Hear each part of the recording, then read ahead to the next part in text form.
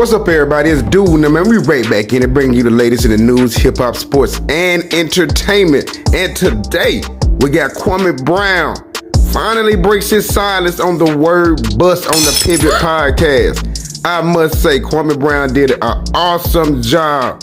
Kwame Brown did an awesome job, everybody. He stood up. He answered every question in the right way.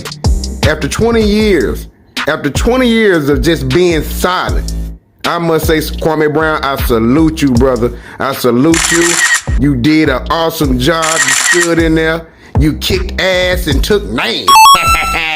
Doing them like that. Everybody, before I get into the video, I would love for you all to check out my other videos I have in store for y'all also. This channel is brand new, so I would love for y'all to like and subscribe for more Dude them. Now let's get to the video. Code switches. Most people talk like I talk in the barbershop when they go home. I brought the barbershop to the internet. I brought the coffee shop talk to the internet. That's how people really feel. That's how people really talk. My cousin, my uncle, they talk like that. My grandmother would cuss you out and make you a sandwich. I mean, that's just was our culture. So we shouldn't be so offended. But I just see that how can you be so upset by a former athlete talking like this when you have rappers that you're paying millions of dollars and they're influencing the kids more than me? They're going to talk to the kids more than me in a sit-down meeting talking like this. Kids don't listen to people who talk like this. I did that so they can listen. And now I can just sneak in a little bit of juice. I would say it comes off as angry. And I don't know if you mean to, or so you mean to. Why would you, like you're saying, you're trying to prove the point, I would say. You're trying to make a difference. The old saying, get the bees with honey type thing. You come off as so angry. I don't know if I can look up to that person that seems like he's angry with a number of people and a number of facets of the society. So why wouldn't I be angry though? When women sit down and they talk about traumas that's happened to them, don't we all pay attention and listen and understand? Why is it when a black male says that I grew up in a household with no father, I grew up with no leadership, I've been shot at, the police profiled me, I get no respect from males or females, why wouldn't I be angry? And that's the problem. We keep trying to tell black men that you can just man up, you have no reason to be angry. We do. I wanted to sound that way so people can pay attention because men are at a point where it's getting to a melting pot. We get no respect. Did you see Tank Davis hiding from a woman? And they called him a woman beater. What did we see with Brother Dana White? The media ain't talking about it in the same way. So what I've been talking about on my platform is the complete disrespect, not only athletes, but black men as a whole. Why is there no Black Boy Magic? Why was Stephen A. going to colleges talking about NBA player, whether he was good or bad? He was at high schools, he was at colleges. What was so special about me that I needed an NBA analyst to go to high schools and colleges? When you look at what you did accomplish, and you look at the way that was perceived, whether it be by Stephen A., obviously what happened with Gilbert Arenas and all the smoke, and you hear those things. I think a lot of times we have to understand that people's opinions are formed by their perceptions and their experiences and the things that they hold true as values. And so in looking at you, that value is, okay, he's the #1 overall pick, and this 13-year career, this career that doesn't end up as a Hall of Famer or doesn't end up as this or as that, these are things I can critique him on, and I can approach the topic or approach the situation and say what I want because that's what I feel the film says. Is it really a critique when a man states an opinion and you've created a word called bust to where everything that I say now has been invalidated by this word bust? I'm a #1 draft pick. You're looking at history in the room. Stephen A. Smith, a guy who can't do what I do, came up with a word that a guy working at Walmart can use against me and think it has some power. But you want me to believe that this is just talking about a game? How much power does that word have? It has power as far as dealerships, deals, and sponsorships. Who wants to work with a bust? That's the point that I was trying to make the entire time. If you listen to the beginning of how it started, when Jack is tapping, or Matt Barnes is tapping Jack to wake him up to be a part of the joke, they tried to invalidate a whole man. It wouldn't have been funny if they would have just said, hey, Kwame Brown was the worst draft pick ever, in my opinion. Cool, that's your opinion. But it wasn't nobody in that trade. It was only 2 people in the trade. So I wasn't even there. So you're gonna rewrite history like I wasn't there. And that's the problem. They don't do that to black women. They don't do that to white women. They don't do that to white men. Scalabrini is known as the white mamba. Why? Because it's funny. No, it's not. He's definitely not a guy that you can even put, because once you say white mama, that means you're putting him on the same tier as Kobe Adam Bryant. Morrison, Trajan Langdon with the Duke, didn't fizz out. White Chocolate, all these players that come in, Brian Cardinal, Zaza Pachulia, what was his name? He went to the Boston Celtics. So we have all these players that if it's just about good and bad and pecking order, who's better and who's not, that should fade away at some point. I'm 40 years old, but the tag bust is still there. I think when you look at a guy like an Adam Morrison, he for sure absolutely didn't live up to any of the hype he had coming out of Gonzaga. I think he was drafted 3rd overall by Charlotte. And so I do agree with you that at some point it should go away. I think you became the butt of a joke that people just won't let go. But this is the thing, in our community, can we afford to joke like that? You're talking about a man who took his family out of poverty. You're talking about a man that if you compare me to the average black man, it's not even close. You compare a kid that's 14 years old, that was responsible enough to get a job, that's a 3.0 GPA, that was signed, sealed, and delivered to go to the University of Florida by the 10th grade. You want to talk about preparation? You want to talk about not being ready? I've been ready all my life. Why wasn't I ready at this stage? I've been ready all my life, or I got ready. So it's no excuses. Like I've never accepted and I never will because I know who I am. And see, that's what society wants you to do. They want to beat you down and turn the screw in your back, and they want you to act like it's not there, and I won't do it for them. Hearing those negative connotations, the attempts at invalidating who you really are, the fabric of you, and also hearing you, speak about being younger adults not wanting to hear you. Being an 18-year-old in the locker room, the adult professional male not wanting to hear you, and even now, the Channing talked about anger. You're doing it because you want to be heard. All of that stems from your upbringing. Why is it so important to, validate yourself to people who just, a second ago I said I like to lead with respect, right? But these people are coming across as totally disrespectful. Why try to validate yourself to these people and come across angry, in the process? Because you're not, I don't think you're really that way. No. What I'm doing is for the kid. See, this is the thing. When I go speak to young kids, I play my lives for them. I let them hear it. I know why you're angry. I don't never try to talk them out of what they are. They're angry for good reason. Am I angry at 40? Absolutely not. I fight for the young kids now because for the longest, males have been invalidated. Nobody won't answer my question. Why was Stephen A, an NBA analyst at colleges and high schools? What was the big deal? What were they learning? What did he get paid to do? See, when you sit down with people and you ask them real questions, they don't want to answer them. When I'm telling you, there's an easy way to help fix our community. I'm talking about from the inside out. I go sit there with the city council meetings. I said, it's not about programs, it's about the foundation first. You got to help fix the homes. You got to incentivize their fathers to come back. Because I was a child in that situation, I understand this. These programs are not going to work. You know what happens? They just go get some money for some other program that's going to help somebody else that's screwing up their life. It's not going to work that way. So with me, I got quiet because no one wants to listen. But now, the children that I work with, I get them in boxing, I get them in karate, I get them in whatever, so they can get that frustration out. Then we start working on their mentality. No, don't let anyone tell you who they are. Take whatever power, whatever word that they use. This word bus made First Take and Stephen A rich. Let me say this. I don't know why Stephen A were at college. I don't know anything about it, right?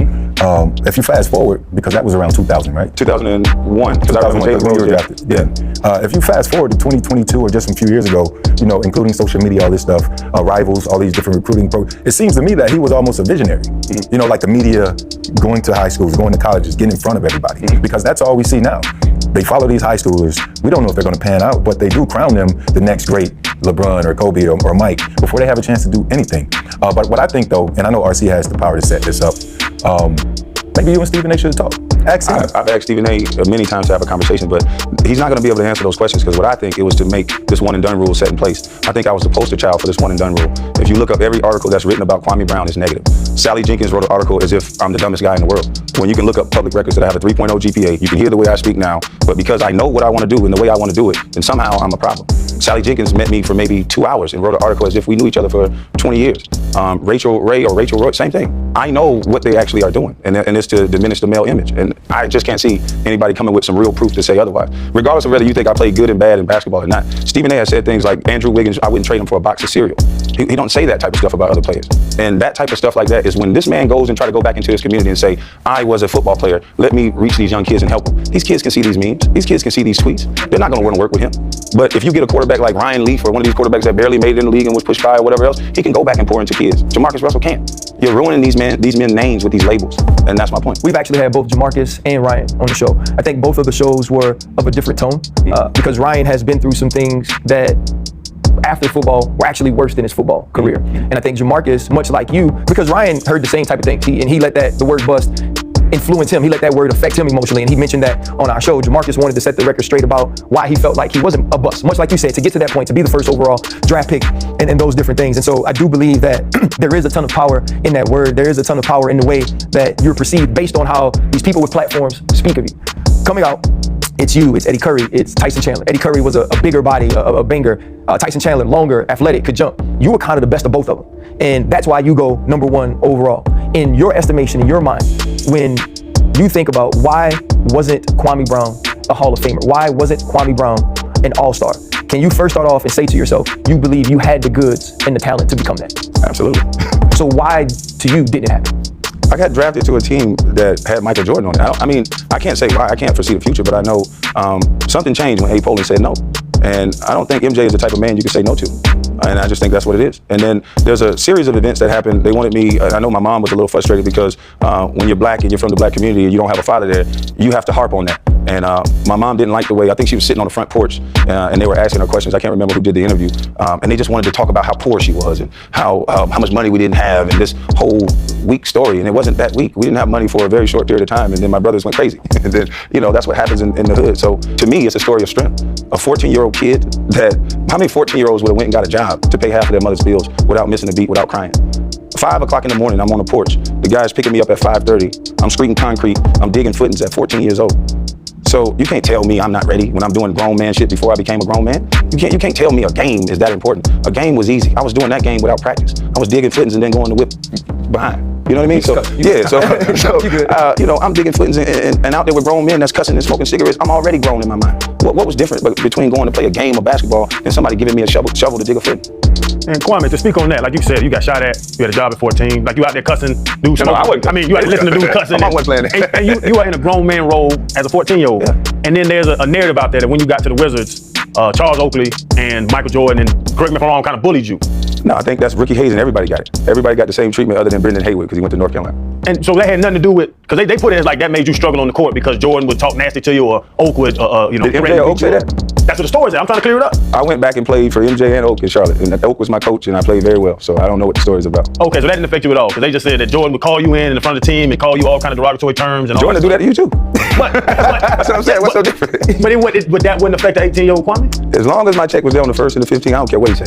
And that's the thing, I was that mature. If you listen to a Jahadi White, if you listen to Tyrone Nesby, if you listen to Chris Whitney, they gave a real assessment of what actually happened. Yes, a lot of those things happened, but the way I handled it, I can look you right in the face and not be listening to you. Because I know if you're doing things that I can't control, what else am I supposed to do? What am I gonna do to MJ? Yes, some of those things happened. It happened to me, it happened to a majority of the players in there. I didn't take it personal. That once you know that's how someone is, that's who they are. Could the Wizards or the NBA have dealt with 19-year-old Kwame a different way to change what happened? I don't think the NBA had anything to do with it. I wouldn't blame the NBA on it. I wouldn't even blame more so MJ. He had a great enough career that he deserved to get what he wanted. I mean, I think the trade should have happened. That's why you don't hear me out bashing MJ. Why bring a 39-year-old guy there and draft a young guy if that's not what he wanted? I think A. Poland and him should have had a better conversation than the one that they had because I got trapped in the middle between Rasheed Wallace leaving, Ben Wallace leaving, Richard Hamilton leaving. All these guys left Washington. There's one destination. And then I'm forgetting Juwan Howard. So A. Poland wasn't finna let that happen again. So I just think they should have had a better conversation. Because there are better ways. You're a very smart man. There are better ways to get people's attention over fear and anger. I don't know what people think about you. Bro, I'm not the only one.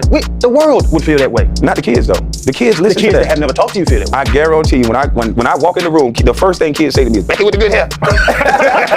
they love what I'm doing. I mean, it's just like not all of it. I did start toning it back a little bit. If you look at it, I don't really curse as much as I used to because it's like you can't just browbeat them with it. But that first year and a half, I meant to do it exactly the way I did it. So you being as strategic as you are, and now getting to the point where you can share in the way that you're sharing with us today, why would you go so long without speaking about these things, without telling people of the adversities you'd overcome just to be who you are and where you were at the time? Because your reputation does precede you now, right? When you walk in, it's, oh, Becky with the good hair. But sitting here, you're so much more than that. And I get you being about the community and being about what those kids think, what those kids say, what those kids know.